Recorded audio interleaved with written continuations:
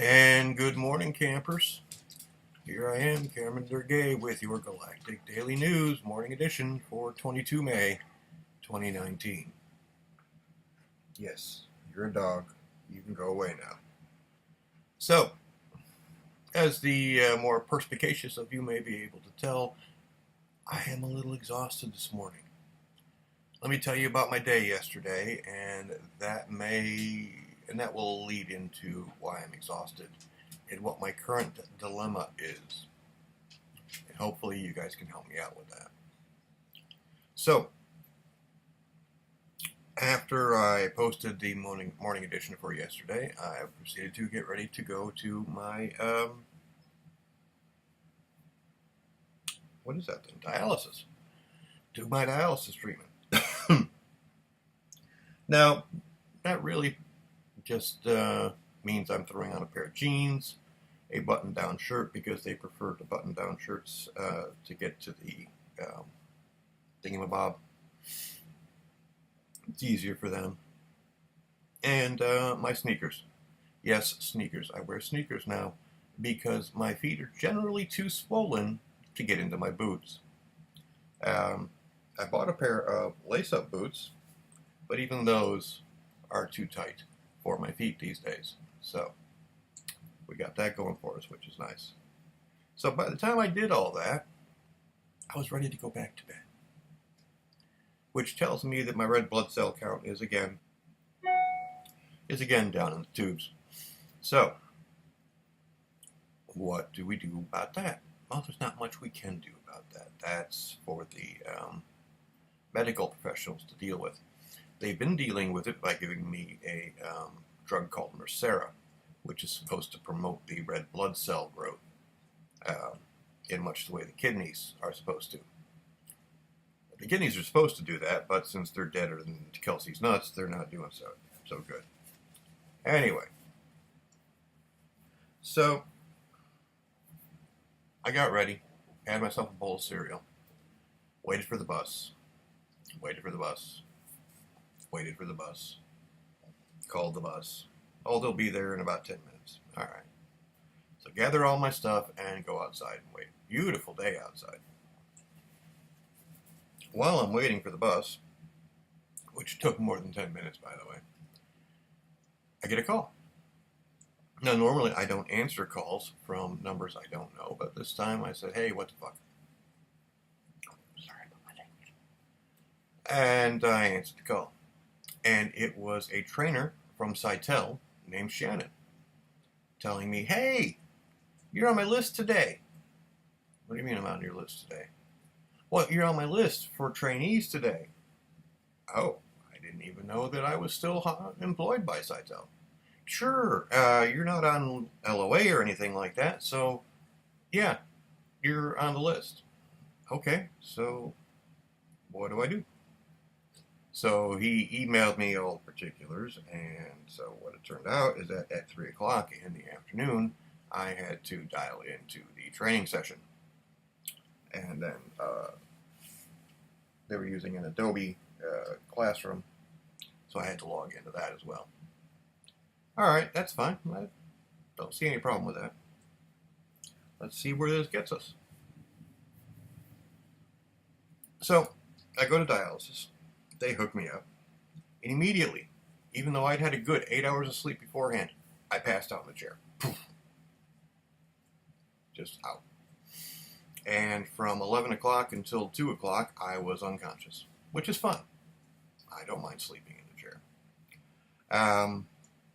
I would prefer to get other things done, like writing, but, you do what you can. So at 2 o'clock, I wake up, slowly. Thank goodness I brought coffee with me in a Bubba mug, so I had that to help wake me up. And at 3 o'clock, still attached to the chair, I dial into the classroom and I log into the classroom. And of course, it's typical, the first day of training is typical Cytel stuff. Here we're doing this, here we're doing that.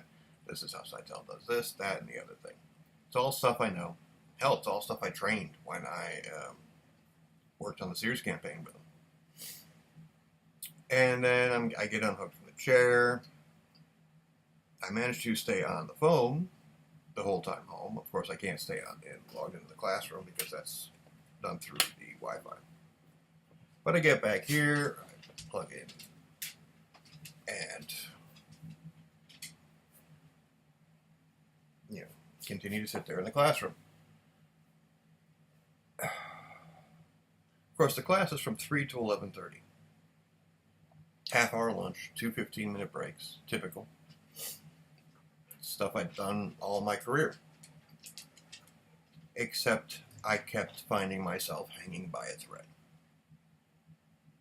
I don't know why. It's not like I'm doing anything other than sitting there. That's it, just sitting there. And listening. Occasionally answering a question. I think I volunteered a couple of times to read the page. Hey, Paul, do you mind reading this page here we have on the screen? Sure, no problem. Hell, I read better than most people, so.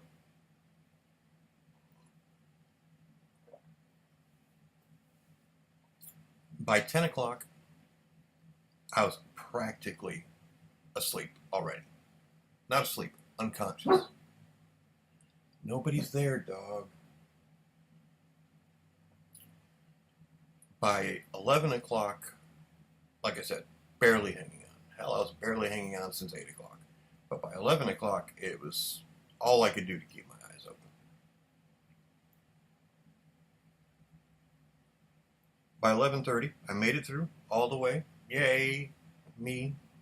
Made it through 11:30. Signed off. I want to say stumbled into bed, but even that is giving it the benefit of the doubt. My legs were stiff, which that happens these days because of the swelling. I was holding on to the walls, the doors, chairs, desks, whatever to keep myself up. Managed to stumble into bed.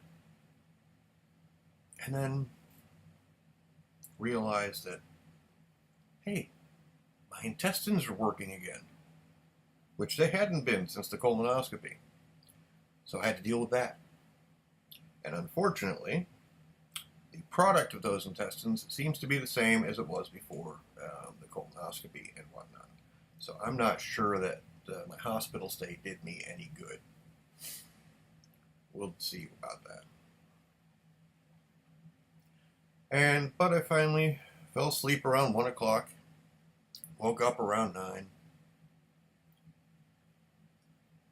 and I feel like absolute shit.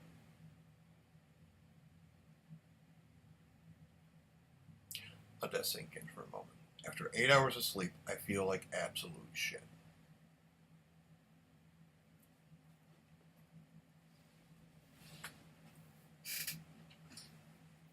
Which leads me to my dilemma. Well, sort of.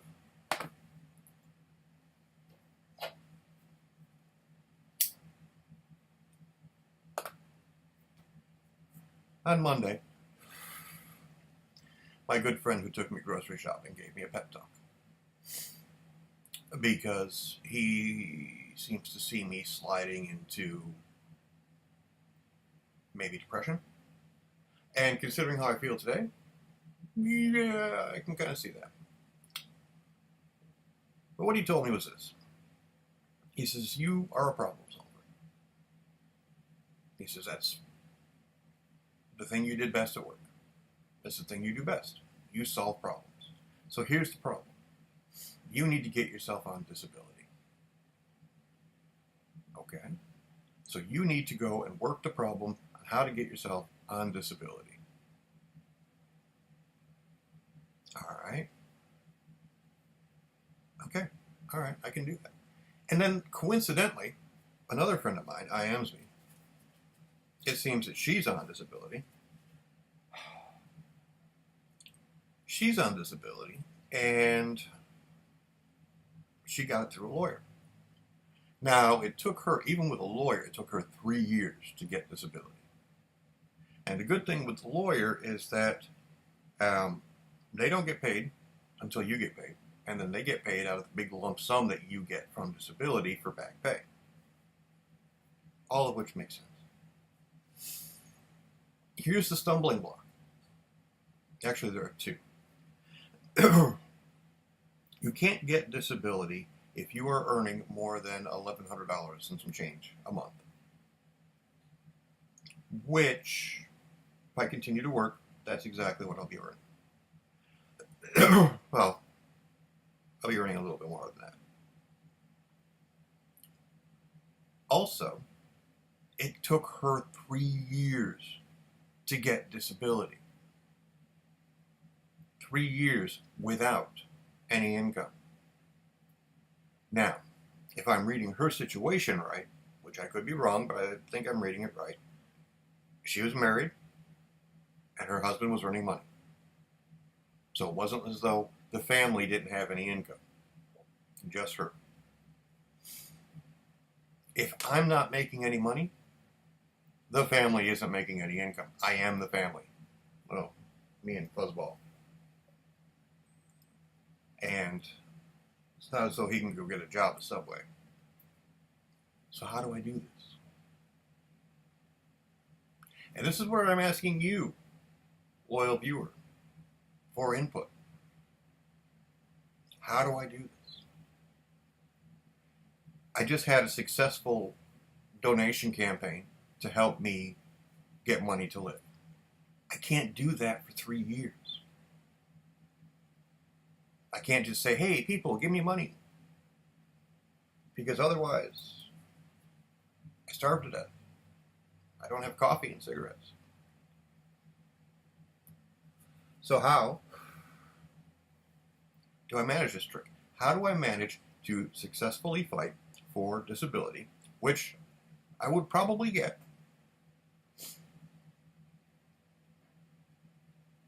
while making no money?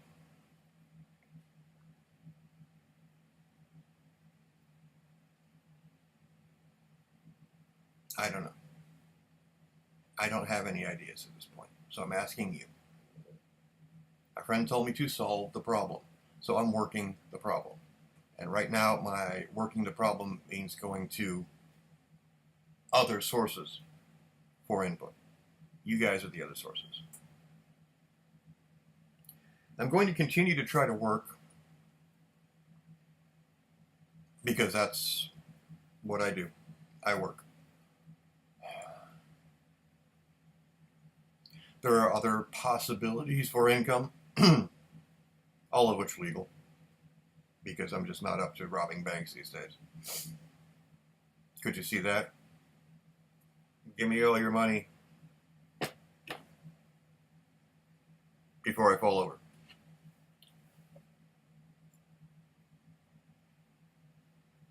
I mean, I have my writing,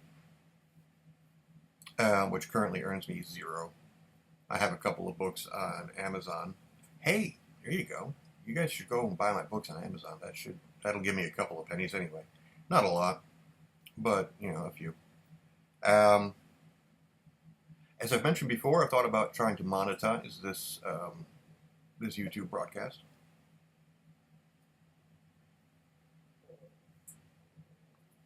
There's got to be a way to do that. One of my favorite podcasts does it's what they call 9:45. Thank you, dear. Does what they call the value for value model, where they just put out the podcast and ask people to send them what they think it's worth. Seems to work for them. There's two people, John Dvorak and Adam Curry, who some of you may remember from his MTV VJ days. And they make enough money to live on. Heck, they make enough money to live, decently on. They're not wealthy, but they make the money. Other podcasts go through Patreon.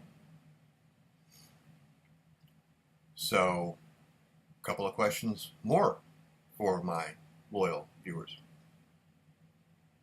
Do you think that I could make a living that way? That I could either through Patreon or PayPal make a living doing this particular broadcast? I'd be more than happy to do it every day. What particular value do you think I could bring? What particular insight do you think I would have that you couldn't get from just tuning into CNN, God forbid? What do I bring to the show? Because what you would bring to the show, and hopefully thousands of others, would be cash money. Don't send your blankets, don't send your water, send your money.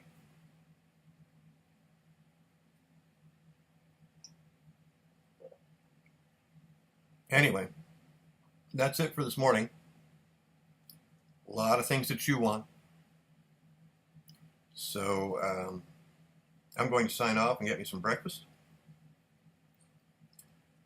Go ahead and leave your comments as to the questions that I've asked. You can email me at Caermon, CAERMON, at mac.com. You can leave comments on the video. You can leave comments on the Facebook page. That was lovely, wasn't it? All right. So, that's it for now. Until the next time. Ciao, peeps.